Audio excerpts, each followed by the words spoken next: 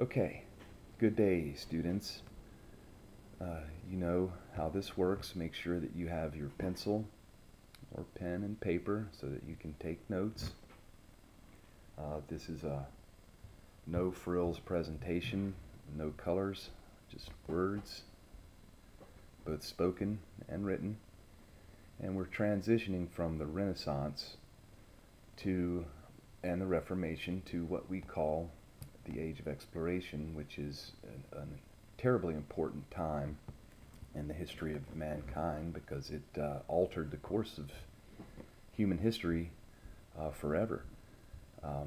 During this time, we see Europeans seeking out new lands, new routes to Asia for the products that they were buying there up to this point. We see a meeting of cultures, um, discoveries of new lands, and all of the consequences, both good and bad, that go along with these searches, these meetings of cultures, and this trading that really picks up during this age when routes were being discovered that eased or facilitated trade between Europeans and Arabs and Asians. Our first slide, of course, is our presentation goals. We'd like to understand some of the background leading up to this age to put it into context.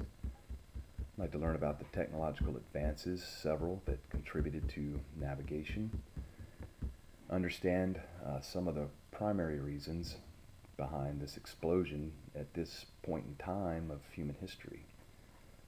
And then the last slide is a mnemonic device for understanding, which is just a little memory trick that can help you understand some of these primary reasons for this exploration.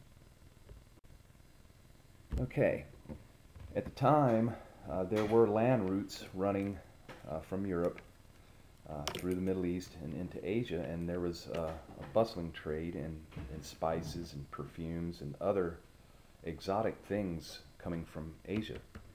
And European merchants were making a fortune selling these. There was a great demand for them in Europe, and as we studied in our economics unit, when the demand is high, the prices can go very high as well. The trading routes were overland by caravan, which made it very time-consuming and difficult. Eventually, the routes became established, but still the time frame and the demand from wealthy Europeans meant that some rulers and some adventurers wanted to find alternate routes by sailing overseas to these lands to procure or to buy the exotic items such as incense and silk and things of this nature. So the Europeans, as you can see, began seeking cheaper ways of buying these products, and also the spirit of the Renaissance, where we talked about humanism and human reason and scientific inquiry. This is a driving force.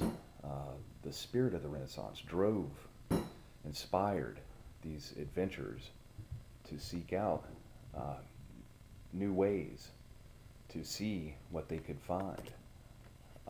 And they were driven by other forces that we will take a look at here in several slides. Technology, new technology around the age. Cartography, which we all know is the art of map making. Map makers at this, or cartographers at this point, were using the reports of earlier explorers and also information from Arab geographers that they were meeting on the trade routes overland to Asia. This information allowed map makers to make more accurate land and sea maps, and improved also the lines of latitude and longitude more accurately. Also, there was a invention called the astrolabe, and this instrument helped the sailors determine their latitude by measuring the positions of the stars. Their latitude, of course, breaking the sphere into northern and southern hemispheres, the 0 point being the equator. Also, a magnetic compass. Europeans acquired this technology from the Chinese, and it helped them when they were out at sea to tell in which direction they were going. And then we have the Portuguese, who designed and built a ship called a caravel. And this ship could sail faster and carry more cargo, and it also, more importantly, could float into shallow water, which enabled explorers to travel closer to the coastlines and up into inlets and into bays, whereas before the bulkiness of the ships didn't allow this type of exploration. So you can see how that would enhance the possibility of discovering something as you were closer to land. Okay, some motives. Well, the age of exploration, as you can see in red, it lasts from around 1418 until up around 1620. Lots of activity in the 1400s and even more in the 1500s. Three main motivations that we can talk about for exploration, and there are a couple ways to talk about this. On this slide, we're going to talk about economic, which is the desire to find new trade routes to Asia.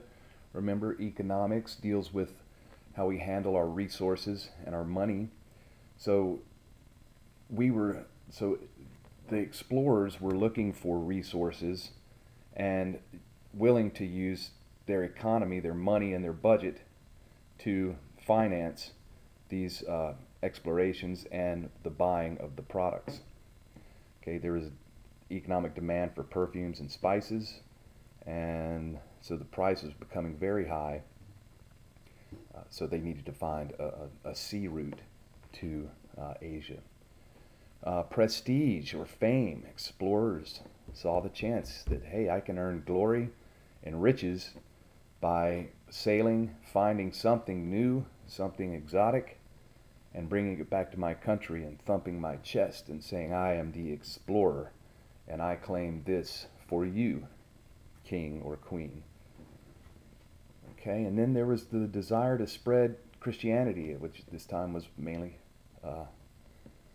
Catholicism from the Spanish and the Portuguese. And the mnemonic device that I put together, I think is pretty standard, is a quick memory trick. The reasons for exploration, you can see the 3 G's: God, to spread European Christianity to the, quote, New World. We call it the New World because it was being newly discovered by the Portuguese and the Spanish and some other nationalities. But of course there are already people populating these places, so it wasn't a new world to them. Gold is the other G, economic gain for self and for nation. And it's not just gold, but natural resources. Silver, the resources of or the spices and the products of incense and silk. Copper in the Americas, things of this nature. And then again, glory, fame, wealth, prestige, conquering new lands, chest thumping, I am the man, I sailed the unknown seas. That wraps up this presentation, so pay attention and be ready for the next one. It will be coming very soon.